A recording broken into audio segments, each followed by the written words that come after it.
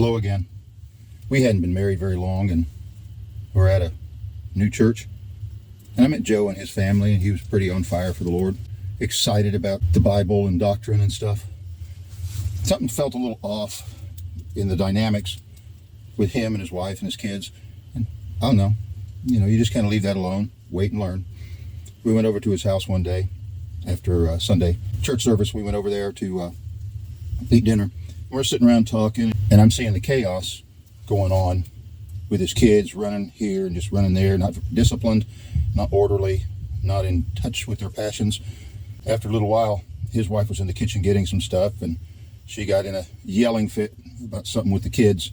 I just took this all in and considered it. And Joe, he goes on, he's telling me about the great things he's learned to do with his family and how he's training his Christian family and how he's organized this whole devotional plan. And every day they all organize, got this very detailed devotional plan involving his wife, and all his kids are all participating. And I thought, man, that sounds great. And he has this, he preaches a sermon in it, and it's every day. This is a lot of work, and he's working his way through the Bible. The plan is to get through the entire Bible in about 3 years. Great plan, but it was clear it was not connecting where the rubber meets the road. Well, 6 months went by, and I wasn't being pushy with Joe, but I got together with him on a Saturday afternoon, and just he and I took him over there to Deuteronomy chapter 6, where it says, teach your children continually.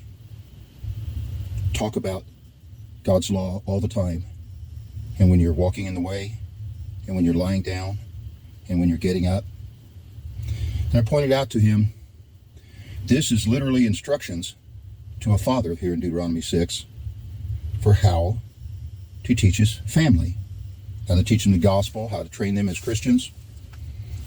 And it has nothing to do with organizing your devotions and getting it just so perfect, like high church liturgy, and organizing your Bible study and your little sermonette that you preach to them every single day. It's about taking it into your everyday life.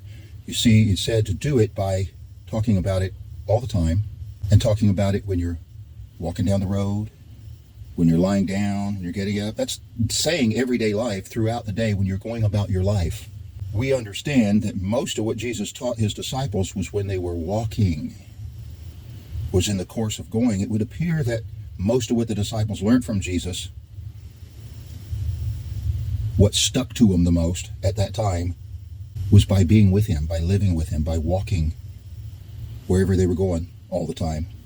And I said, as the father, you are the pastor of this house. I said, let's just take a look over here in 1 Timothy 3, where it gives the qualifications for a pastor. And I read down through them and talked about them and pointed out that 1 Timothy chapter 3 describes qualifications of a husband and father. You see, to be a pastor, all the things you needed to be a good husband and a good father were what Paul required of a candidate to be an elder or a pastor. Well, maybe that's the point. Maybe it's not the perfectly organized liturgy and the oratory that you present in your grand sermon. Maybe it goes back to Deuteronomy 6, because a pastor is a father figure to his congregation. And it's about the walking in the way, when you're lying down, and when you're getting up.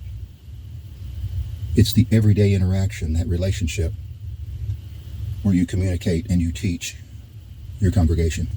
And by the way, over in 1 Timothy chapter 3, where Paul listed the qualifications for a pastor and an elder, it doesn't say anything about how well he speaks from a pulpit.